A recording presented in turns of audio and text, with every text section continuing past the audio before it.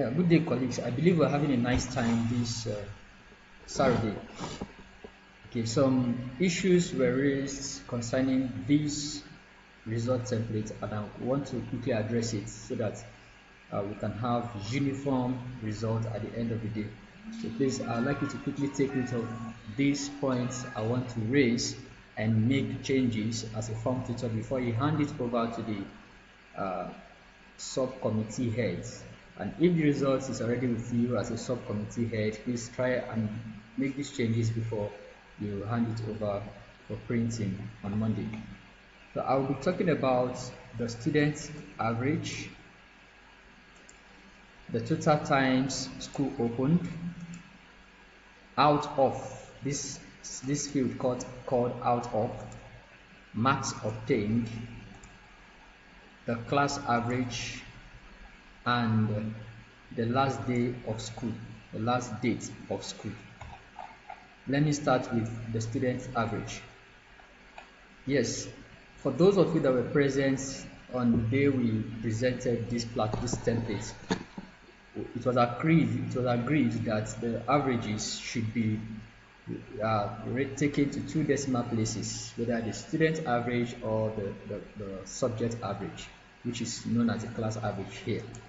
So for instance, if you have a student with an average of 65.5, all right, you are meant to write this to 2 decimal places by adding a 0 at the end of 5, so it's going to be 65.50.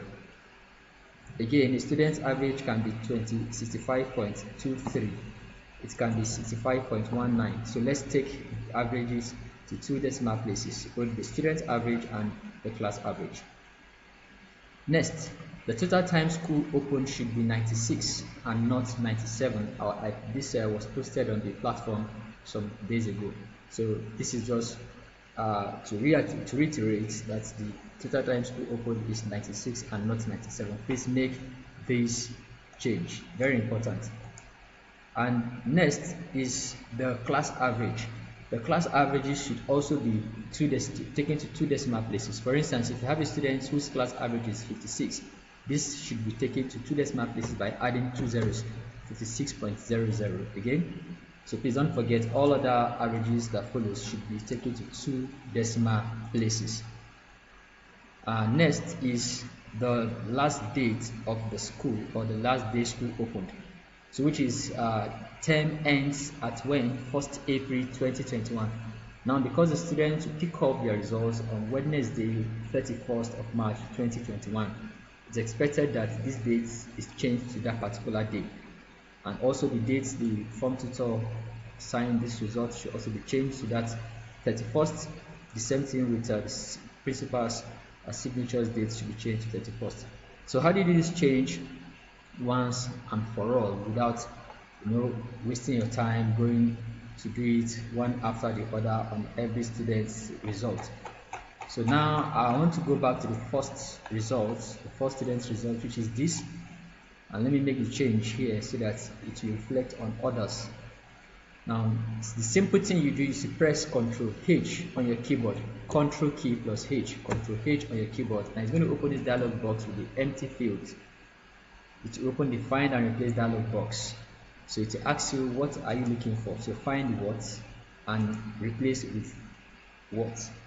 So right now I want us to search for the date that was entered initially, 1st of April 2021.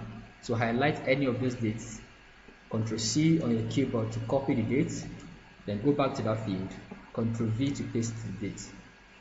Now I want to replace that date with 31st of March 2021. When you do that, click on this button, replace all. When you click on replace all, the computer will automatically replace 63 of the dates that appear depending on how many students you have in your class. So you may have more than 63 replacements, you may have less than 63 replacements. But in this class I'm having about 22 students or thereabouts.